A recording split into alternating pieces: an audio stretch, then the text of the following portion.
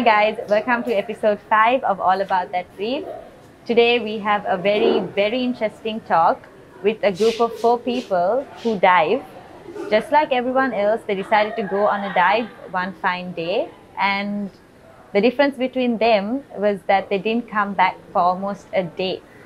Before we start, I'd like to thank our venue partner Loontao, that is also part of the Excel Restaurants chain. It is yet another amazing venue overlooking the ocean. So today we have Patrice, Ollie, Nakib and Azmat. I personally have a lot of questions. Introduce yourselves. How do you all know each other?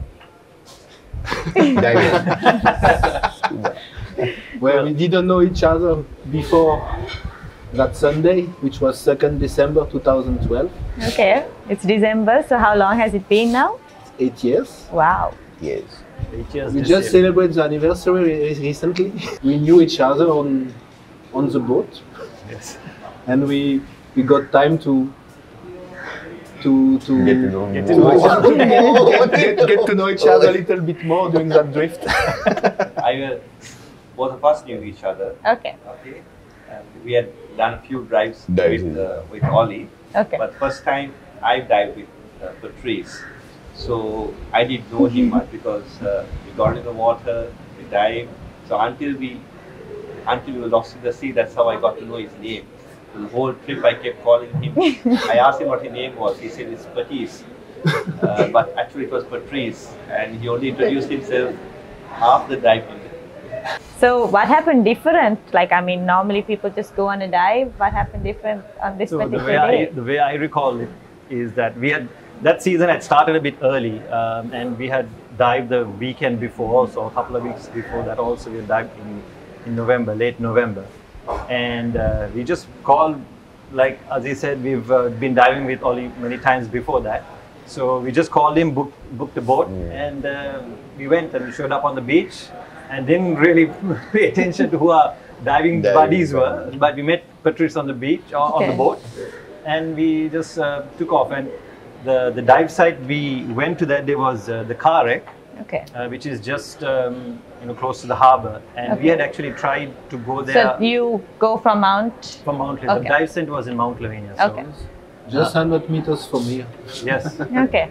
But we tried to go to Kharek on 2 separate earlier occasions, but weather was bad. The weather was bad, and there was some other. The Navy didn't allow us to go at one time. Okay. So several things. So this was the 3rd attempt, and we succeeded. And we never forget the rest of it. Of course. And usually, I think the dive site is, I think the usual boat time is about 45 minutes. Yeah. But that day it took us for 1.5 hours, which is quite usual. So obviously there was a lot of current, but that's something we didn't realize then. It was taking longer than we had actually planned. We got a small engine, and we were 25 hours. It was very heavy also. Oh yeah. 4 people on the small boat. Yes. So tell me the entire dive experience. How did it start? You left shore then? It starts with a normal dive, which was very great dive. It took us a long time to anchor the boat. Yeah, it was a very nice dive. Yeah, one of the best dives. When we start the ascent, we noticed that there was some currents. Yeah. And we did our normal ascent, 3-minute safety stop. And when we arrived at the surface, Drifted we could see the boat. We could see that the boat was 300 meters, 300 meters, something like that from our position. And we were hoping that the boatman will see us. But he didn't. Unfortunately, he didn't. So we tried to swim to the boat, but it was not successful. We tried to shout or to whistle. I didn't know that I got a whistle on my BCD. I just discovered at the end. And we tried to swim, and at a certain time, Ollie tried to go alone. I think you were behind. I was in front of you, and Ollie was a little bit more further. I had the what do you call this? The SMB, yes. I remember you telling, like, why don't you try I thought to I go thought down? you went I more, gave Yes. you this, and I went And back down, and I started to head towards the direction where the boat was. And Till my air finished in my tank, not completely, but to a certain extent. Yeah. And then I ascended, and when I looked, the boat was still there because I had swam so much, but the current has, kept me at the same place. Just When I turned, I could see the assembly far away, but I couldn't see y'all. So y'all had drifted because y'all were just waiting, had drifted far away out. Just to put things in kind of context for people who are not familiar with diving. So when we got there, the boat, like Patrice said, we found it a bit difficult to anchor. I remember that very clearly. We tried 3-4 times for the anchor to hook onto the wreck. So maybe on the third time we anchored, and when we were descending, I remember the anchor line. So if this is the boat, and so if this is the wreck at the bottom, and this is the boat here, the anchor line was extremely taut. There was a lot of tension on the anchor line because the current was moving this way. Yeah. So we had to basically pull our way all the way down, and that's the first indication that you're on a strong current. Would be that. So and like Patrice again said, it was one of the best dives we had done because of the current. A lot of the silt and everything at the bottom was washed away, so it was really clear, and it was a beautiful dive. Bottom, not much of current on the bottom. Yeah, the bottom there was no current. current on the bottom. Yeah, there was no current. It was very strong. So we, and I actually, you won't remember, but both of us were on a new dive computer, and that was the first time we had worn it. Oh. So at the safety stop, which is usually 3 minutes, we had to do an extra 2 minutes. Yeah. Okay, so which meant we were 5 minutes underwater at the safety stop. What was the brand of the? Both of us were on the same dive. I think that extra 2 minutes made a big difference. Difference taking us further. Because we were drifting further away. I think if you can remember, when we tried to anchor the boat, the water on the surface, there were 2 different colors. Yes. Remember? Yes, very clearly. I can still remember very clearly. Yeah, and by the time we were ascending, we were very close to the point where the water was of 2 different colors. I can remember one of you even pointing. We were so underwater at this safety stop. The current was dragging us away from the boat. And I remember when we ascended, the only 2 buildings in front of us were the World Trade Center. At that time, none of these other buildings were there. So it was very clearly the World Trade Center. And I remember and we saw the boat was 350, 400 meters away. But within like a couple of seconds, we could see in reference to the World Trade Center, we had drifted further south. Oh. You remember that? It was very fast. So the current was basically moving from north to south. So we ascended in front of the port, but we were being dragged south. Yeah. So that's where we were at that particular time. And when I remember what I told to you when we accept that we were drifting and we could not reach the boat anymore. I told you have to save our energy because we don't know how long it will take. Yes. This I told you. Yes. And I was correct. He was, because he was like, "Let's guys, the manual says we should just wait for the boat to come and rescue us." Yeah. Okay, and then I was thinking, this French guy has no idea. There's no boat that's going to come. There's no rescue in Sri Lanka, Yeah. So my mindset at that time was, listen, we are not so far from the shore. Well, maybe about how far? 3 kilometers from land. 5 kilometers. About 5. Like sea land. 5 or so. Yeah. Very clearly. He wanted to be at the shore at 5 o'clock. I have to swim, I have to be there at 5 o'clock. Actually, Because no one knew, no? he knew we were in a bad state.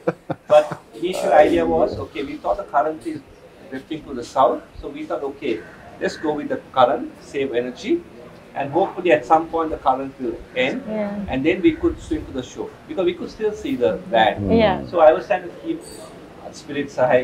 I joked with him, Rakib, do you think we might make the weekend paper? Somewhere after I told him, when we were really trying to swim, at one point we said, okay, the current is receding, I think we can swim to the shore. And we were kicking hard. I don't know from where we got that energy. We were really kicking, and we actually thought we'll make it. We were optimistic. When did you realize you were not going to make it? Like at what time or like? I think what? We saw the turtle There was a turtle on the surface. Yes. She came and said, "Turtle is baglock in Chinese." Turtle, yeah. That's all turtle. Do you guys remember? I don't know if you were not there, but we kept there was a ship quite far away. We kept it as a gauge. Okay. So we were swimming. We were really kicking hard. So we were kicking for a good 45 minutes. Non-stop. Non-stop. I mean, we said, okay, let's take a break and try again. But when we stopped and took a 5-10 minutes break, we were back to where we started. Oh my God. So how the current moved was from north to south. It was moving along the coast until about Dehiwala. Once you got to Dehiwala, the current was pulling us out. Yeah. Right? So we were on the surface and we were seeing this current moving south, and all of a sudden we were not moving because we could see that Marine City, that building that is over the flyover. We could see that in a reference, and it was not moving. So we thought, okay, so the current has ended. But in actual fact, what was happening is we were not moving south anymore. We were moving west. So by this time, had you all like taken your weight belts out and like, or were you all still optimistic and you all were just? No, we keep all the equipment for a while. So what I convinced them, that there's no point in us ditching our weight belts because we'll be back in show in a couple of hours. So why waste a weight belt? So I convinced them not to drop the weight belt. But they. I realized the next day when I said, guys, let's drop the weight belt. They said, oh, we dropped it yesterday. You didn't know. I didn't know. So I was hanging it all night long. We dropped it the last night. Okay, so to put this a bit into perspective, so the three of them, Patrice, Azmat and Naki were together, but Ollie went back down to look for the boat. Went down towards and the tried boat. to Swim towards the towards boat. Yeah. And Ended up alone. and he ended up alone. So what is your story? Like, It was okay. it was okay? I could see the lights at one time. But you were like all around- alone the entire day. Yeah, around 3 o'clock in the morning, of course, I felt a bit sleepy. So I removed my BC and tried to sleep. But the waves like took it away. The BC would have been like crazy in the morning. Then after that, just floated. And At what point did you realize that you were going to next day go through morning, this? because Like, those days the out harbour ships were parked in front of Mount Lavinia. okay. There was a ship far away, so when the sun was rising, I could see the ship moving, going. So I was like, is the ship going? So actually it was anchored, I was going. Yeah. So from a strong current early morning. And then I couldn't see land because in the night I saw the lights, land lights. When the sun rised up, you couldn't see anything. Yeah. So everywhere I looked, it was blue all over. That was around 9 o'clock the next day morning. Maybe. I thought, okay, now I'm gone. So you realized Drifted. the other day that we are going. Yeah, now next day I was like, okay, now I'm gone. I knew So did you all hear any of the search part? Like, how did you all get a rescued? Navy boat came very close to me, but the engines were too loud. You know, I shouted. And you didn't have a We also saw some Navy boats with lights, but we had very close calls. Yeah, it was Really? 25 In the meters night. from Yeah. us. Yeah. In the And we got all our computer and we were doing like this. And maybe the Navy boat was thinking it was fishermen. And suddenly it just turned. Turned. We were like this. Actually, I think there were so many Navy search boats around with their flashlights. But this particular Navy boat which came did not have a flashlight. I didn't switch on at that time. yeah. So it came, it slowed down, I think actually off the engine. So we were with our dive watchers because we didn't have didn't have anything, we didn't have- any form of torch. Even at least a camera, we could use the flashlight to get their attention. So I thought they spotted us with our dive computers. And I was so convinced that they spotted us that actually I stopped swimming. So these two guys were ahead of us, ahead of me. And we were very tired by then, exhausted. So I thought they spotted, they actually made the boat. But we were only about 25 minutes away from the boat. The Navy boat stopped there for about a good minute. Then he started the engine and turned away. Ollie gave us the surface marker buoy. It's SMB, it's like a big orange sausage about this big. So he gave that to us, and so we were hoping that people would spot us because of this orange thing sticking out of the water. But so many boats passed us, you know, so many. Maybe they thought like fishing We were- nets. yeah. Probably, but we were Nets, splash no? in the water. And No, but during the day we were floating. So So during the night, what was it like? Like when you're night was excellent. Well, the sea start to be very choppy, and we decide to hang to take stay arms. together, and we put our arms in the pocket of the BCD, and we okay. were floating together. And until midnight, we could see the fireworks. We saw fireworks right here in Mount Lovina Beach. Yeah. It was And for I us. think everyone's having a good time here. We are. Yes, music. We had music as well. Yes. Patrice made a good point that early on that we should stay together, especially when it got cold, you know. Yeah. But till night, 2 o'clock in the morning, we could see the show. Okay, it was clear sky. Yeah. Okay, and at some point, okay, we said, okay, now let's rest. And I think Nakib told me, can you Yeah. just hold on to me? I'm going to sleep. So what he did was he put his he put his head on the water, and he actually went to sleep. I put my regulator on, put the mask on, and I just went flat because we were on our backs the Yeah. whole, you know, for Yeah. 6 I hours, 7 hours. So how sleep. long were you at sea? The entire. The diving started at 10, and Yeah. I guess they found us the other day Next at day 10. at 10, yeah. We surfaced at 10 o'clock. 22 hours and 59 minutes. I can still remember looking at my dive board when the boat found us. The surface interval, you mean? Yeah. Surface into Plus the dive. Plus the dive, plus, yeah. Plus the boat time, yeah. We left at like 8:30 A in day, the morning. basically. But So Around 8 o'clock or something we left. yeah. no? And I didn't have my wetsuit on. I mean, both of us. I mean, we were. No, shorts. I mean, I was just short skinny and and you know, beach shorts. You Yeah. know, that's how we used to Yeah. dive. But I was miserable because I was very cold that night, and these two had their short, you know, the Wetsuit. shorties. shorties on. It was cold, it was still cold. But I was just absolutely miserable. It was very cold for me, and I remember puking, and you know, so ever since that, I always wear a wetsuit now. Yeah. We got seasick also. Yeah, I got seasick. now. But it was amazing that we actually thought that we had fallen asleep for 5 to 10 minutes. Yeah. I thought so. But when we woke up, we couldn't see land. It was all misty. It's about 5:30 in the morning. Yeah. So we thought that the reason we can't see land is because it's misty. But little did we know that we have really drifted further away to the sea. Oh no. You know, so Yeah, until we could, when you're out there and you can see land, you're like kind of comfortable. yeah, yeah. But the moment you don't see land, you're like, You panic. you Yeah. get a bit nervous. So how were you all like rescued? In the morning, yeah, actually. I think you were rescued first, and where I was rescued, there was a palm leaf and a lot of garbage. Okay. So I had the palm leaf on my hand with me, and I heard this boat engine sound, like tick tick tick tick, far away. And I was like, because of the waves, suddenly you see the boat and you don't see again. yeah. And it was coming straight at me, and I was like, shit, you know. So I started waving. The palm leaf. Yeah. Okay. It came like maybe 100 meters, 200 meters, and it turned back and went. But then I kept on waving. After less than a minute, the boat Turn. again turned, because there was 4 fishermen.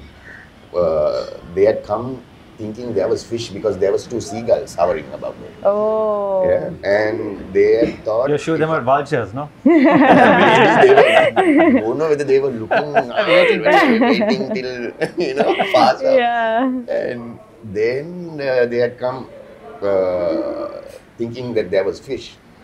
And when they saw all the garbage, they realized, these fellows are scavenging on the garbage, Yeah. and then they turned back to go. The guys on the boat had made a joke, මට මූද මැද පොල්ගස් වැවෙනවා කියලා. And then the others had looked, and out of the 3, 1 person spotted me. So he was like, it's beneath him.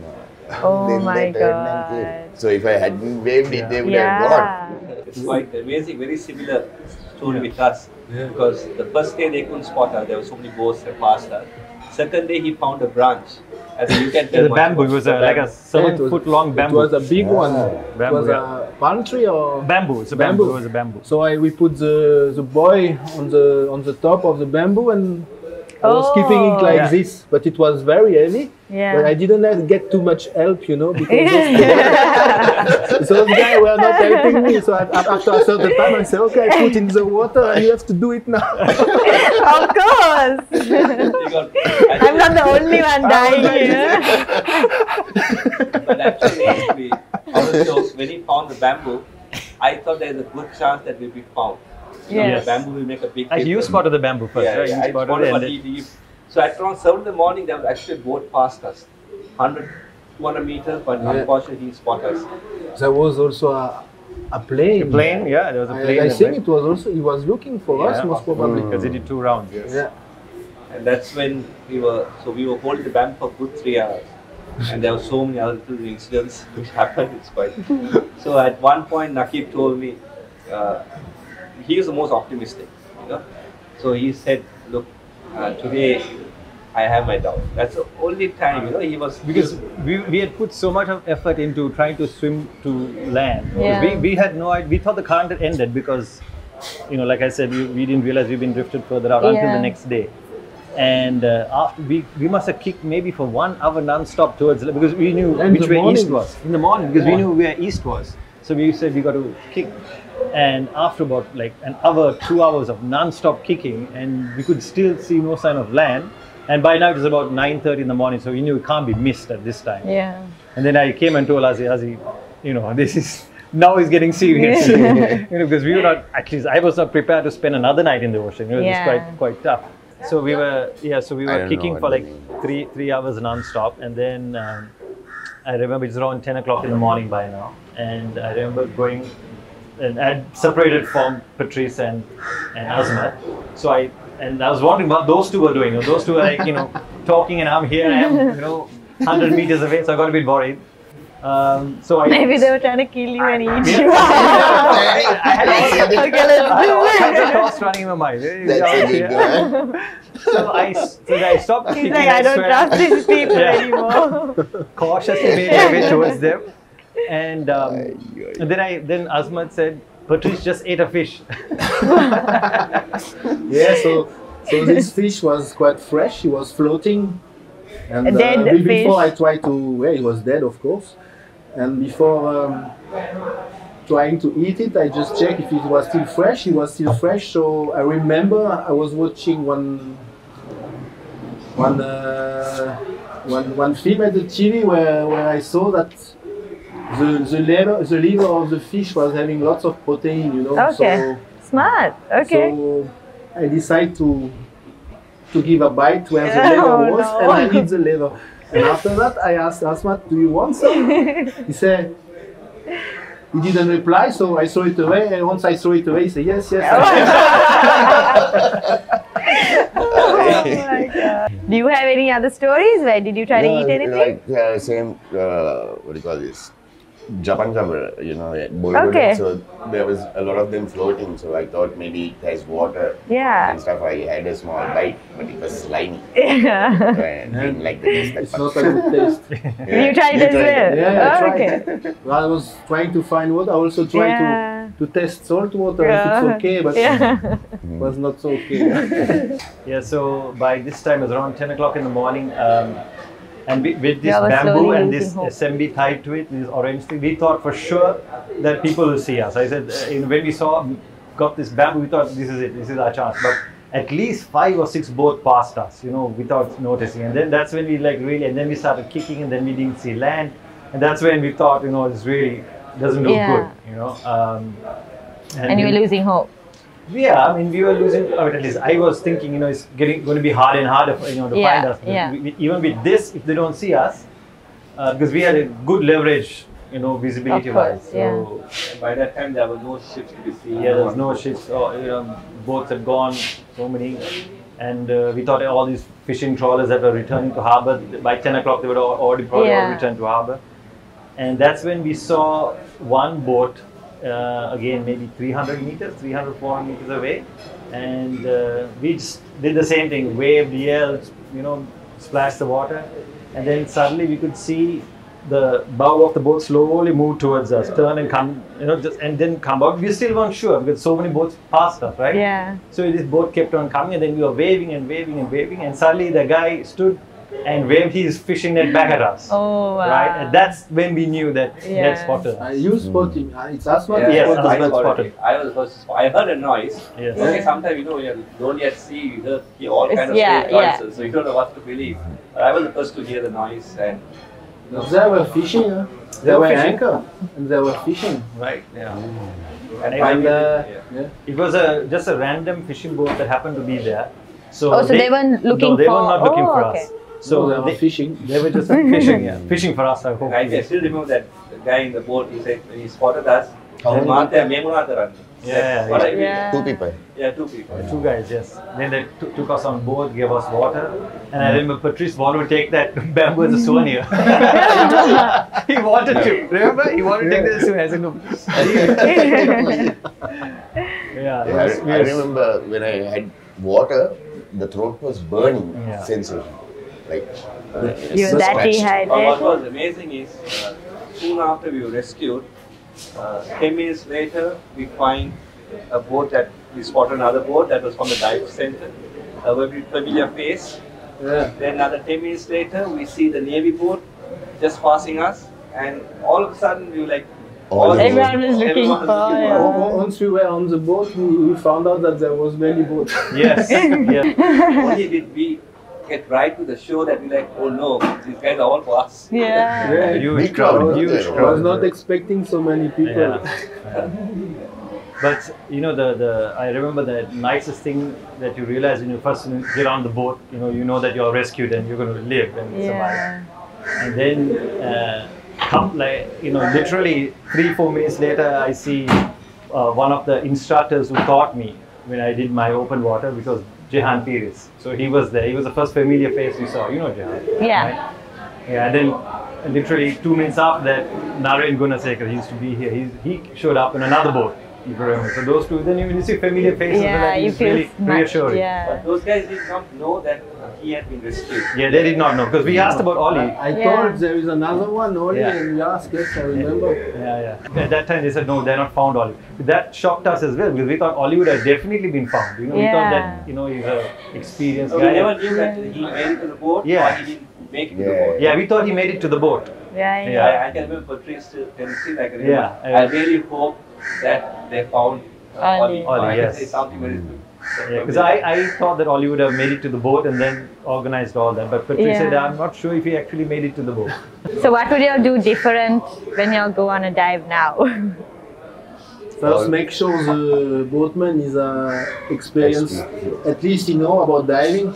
Yeah. After that, take the minimum of equipment with us. That means a marker buoy, And know that you have a Whistle, whistle on your BCD. a torch, and since that I always dive with wetsuit. Yeah, I also dive. It's standard now. We just have. Because when we came out of the water, we were a little bit sunburned, and we got sunburn everywhere. I remember it was not so, and I got lots of injury also on my Yes. toe, Same here. and it takes 1 month to heal. Yeah. So that's why I'm Really? wearing booties now. Wow. Yeah, cuts, Cut. Yeah, Yeah. salt water also. So a couple of things that I picked up from that whole experience. One Yeah. is like to add to what Patrice said, before you go on a dive, just make sure. Once you do many dives, you kind of become very comfortable, especially if you do it with people that you know. Then you're Yeah. okay. But if you're doing with someone new, always make sure that the person knows the plan. The boatman or the anyone knows this is the plan. You're going to go, you're going to come up. If there's a current, where is the current Of going? course, yeah. Those kind of things. And if you're diving in a current, just always make sure you plan to come back to the anchor line before you ascend. So has this experience changed any of you all in a way that you all would stop diving or stop loving the sea? We are addicted to it. I did the.